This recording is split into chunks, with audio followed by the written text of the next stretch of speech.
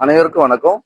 நம்ம எங்க வந்திருக்கோம் அப்படின்னு பாத்தீங்கன்னா, தென்காசி மாவட்டத்துல நம்ம மந்தமாரியம்மன் கோயில் வாசல்ல தான் பேசுறோம். இந்த கோயில் ரொம்ப விசேஷமான கோயில். சின்ன வயசுல பாத்தீங்கன்னா, சின்ன குழந்தைகளுக்கு வந்து மந்தமா இருக்கும். அந்த குழந்தை பேசாது, சிரிக்காது, இப்படிலாம் இருக்கு சூழல்ல பெரியவங்க பாத்தீங்கன்னா, இந்த அம்மன் கோயிலுக்கு வந்து கூட்டு வருவாங்க. கூட்டு வந்த பிறகு பாத்தீங்கன்னா, அந்த அம்மனுக்கு மஞ்சள் தண்ணி வச்சிருப்பாங்க.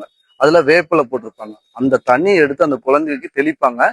அந்த குழந்தைகளுக்கு மந்தமா இருந்ததுன்னா அப்படியே மாறிடும். அந்த குழந்தைகளுக்கு காய்ச்சல் சில பயந்துருக்கும். சில குழந்தைகள் சின்ன வயசுல இந்த மந்தமாரியம்மன் வந்து வணங்கிட்டு போய் பல பேர் பயன்பட்டவங்க வந்து அதுல நானும் ஒருவன். எங்க அம்மா இந்த கோயிலுக்கு கூட்டு வந்திருக்காங்க. இந்த கோயில்ல பாத்தீங்கன்னா ரொம்ப விசேஷமானது.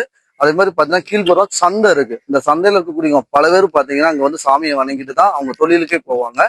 இது வந்து ரொம்ப விசேஷமான மந்தமாரியம்மன். இந்த அம்மனை வந்து பல பேர் வந்து வணங்கிட்டு போய் அவங்க நினைச்ச காரியத்தை கை கொடுத்த சக்தி வாய்ந்த தெய்வம். ஒரு சின்ன கோயிலா இருந்தாலும் அந்த கோயிலுக்கு தனி சிறப்பு கொடுத்திருப்பாங்க நம்ம பெரியவங்க. அதெல்லாம் நம்ம முடிஞ்ச அளவுக்கு காப்பாத்தி சில கோயில்கள் வழிபாடை பத்தி தெரிஞ்சு நம்ம பக்கத்துல இருக்கக்கூடியவங்களுக்கும் இந்த காணொலியை ஷேர் பண்ணுங்க. இப்படி உள்ள கோயில்கள்லாம் தென்காசி மாவட்டத்துல ரொம்ப சிறப்பான கோயில்கள் பல இருக்கு. அடுத்தடுத்த காணொலியில பார்க்கலாம். நன்றி.